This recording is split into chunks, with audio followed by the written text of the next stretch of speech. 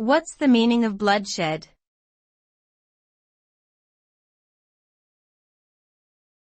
Bloodshed.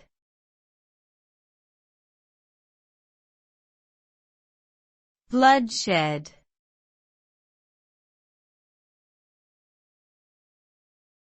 Bloodshed.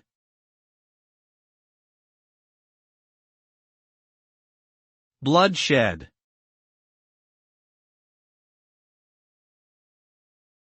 The term bloodshed refers to the act of shedding or spilling blood, especially in a violent or brutal manner. It is often used to describe a situation where there is excessive violence, injury, or death resulting from conflict between two or more parties.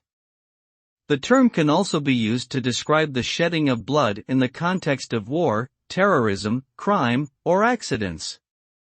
Bloodshed is a tragic event that has long-lasting effects on individuals, families, and communities. It creates a sense of fear and insecurity, undermines trust between people, and can lead to retaliation, hatred, and revenge. Preventing bloodshed requires addressing the underlying causes of conflict, promoting peaceful dialogue, and advocating for nonviolent solutions.